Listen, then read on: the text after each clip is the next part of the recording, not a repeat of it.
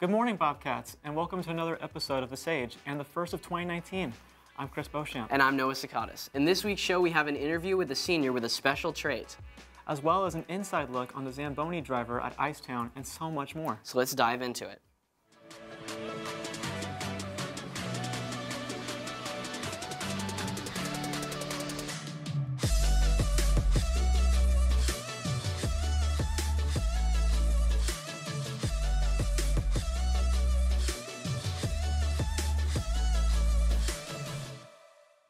Well, Bobcats, we hope you all had an exciting break and are ready to get back into the grind.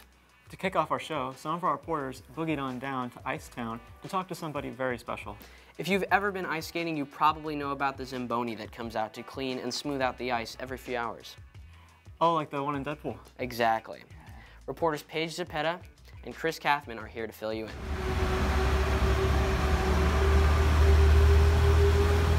This is Frankie Alvarez.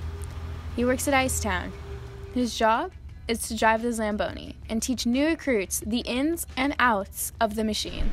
I've worked at Icetown for 3 years. I moved from Vegas to accept the job from Icetown, where I started my career there.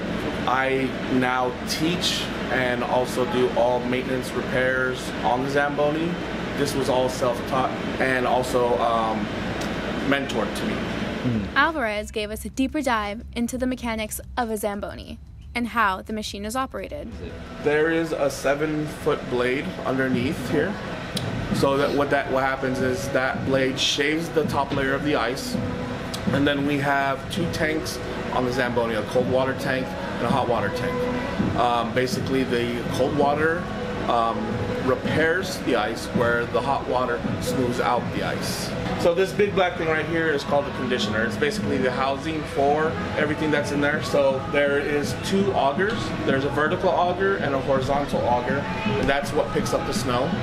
Again, there's the 7-foot blade that's basically kind of in the middle that can shave you if you needed to. As well as explaining how the Zamboni worked, Frankie also told us about himself. Well, I've been in this industry for going on 9 years, and I have never skated.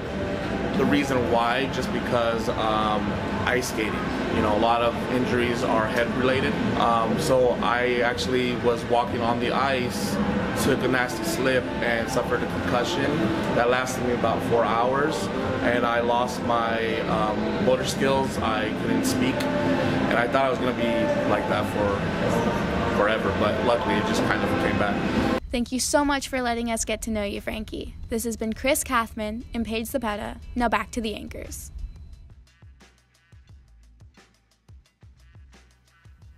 Thanks, Paige and Chris. Pretty smooth transition, guys. On another note, let's take a look at the story of a senior with a passion for photography. Reporter Isabella Eiler has the story. Everyone has been intrigued with something since they were little. This thing for senior Alexis May, however, is photography.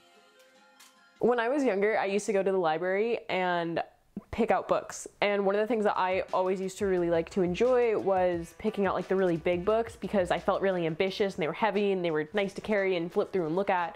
And one of the books that I used to pick up was a photography book by Annie Leibovitz. Her style that kind of influenced me and motivated me to start being more ambitious with what I was doing. This ambitious attitude has allowed Alexis May to try new things, hone her skills, and really figure out who she is as a photographer. She'll choose like different backgrounds that'll like correlate with the colors that she sees in songs, or like different filters she'll put on the photos, or how she edits the photos. A lot of it I think also comes in editing, yeah. She has her own sophisticated style, color palette. Just, it's hard to, it takes a long time to really hone your style, but she's obviously obsessive about photography, and it shows. Passion can be found in everyone. Senior Alexis May's passion, however, is helped by her hidden talent, synesthesia. A big part of what makes my shoots unique is that I use synesthesia to help coordinate color schemes. For me, it's having a visual response when I hear auditory cues, but that's not the same way that it works for everyone. I actually didn't even realize it was a thing until last year when I was like just talking to my friend Sasha. I think it's just like an idiot superpower really, because like what can you really do with that? But taking pictures, even if I don't do it professionally, will definitely be something that I continue to do throughout my life. This has been Isabella Eiler reporting for The Sage. Now back to the anchors. Wow, it's amazing to see how she uses her unique skill to enhance her art. I agree. I never knew much about synesthesia myself until now, but it seems like an amazing way to combine a talent with photographs to create a rare, interesting concept. Now let's send it over to Jenny Tucker with this week's sports and announcements. You like to play your own game. Cover it up, don't let them know what you're thinking. I bet you never tell them how it feels.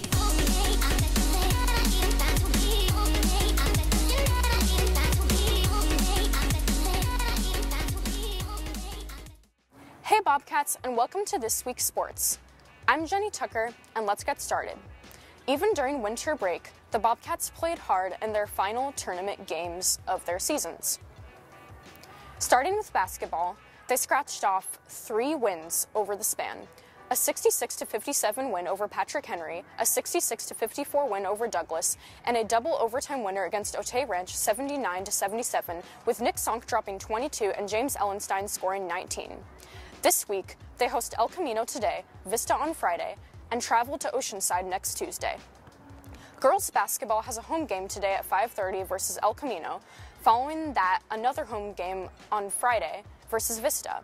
And to finish off the week, they have an away match Tuesday versus Oceanside. Soccer was very successful over the break, with both boys and girls winning against Escondido in the last week of school with 4-1 and 2-1 scores. A few days later, Titus Washington had a hat trick to lead the boys to victory against El Cajon Valley with a score of 4-2. On the 28th, girls soccer made a sweeping victory against Coastal Academy with 3-0. On the 5th in wrestling, Cole Kirby placed 8th and Miguel Rojas placed 6th in their respective weight classes. On Thursday, wrestling will be having their final home duel against RBV. Girls soccer has an away game against Vista at 5, and boys soccer has an away game against Vista at 7. Next Tuesday, boys soccer and basketball will be at Oceanside, while girls soccer has a home game at 6:30. This week, the Bob Squad is going into full action with events tomorrow for soccer and Friday for basketball. Both are neon-themed games, so make sure to come out in bright colors to support. That's all we have for this week, Bobcats. For more updates on Bobcat athletics, follow @TheSage Sports on Instagram and check the Sports Center on the Sage website. I'm Jenny Tucker, sending it back to the anchors. Thank you, Jenny. To end off our show, Camila, Moreno, and Julianna Renert met up with our school counselor, Mrs. Carrazza, to get more information about what to expect in next week's advisory lesson. We are really excited to show Angst. It's a documentary that raises awareness about anxiety, the greater diagnosis of internalizing disorders, so depression, anxiety. These are things that might not be obvious to the eye. What this documentary talks about is, one, just kind of, really empowering individuals to talk about how they're feeling with their families, to get help if need be.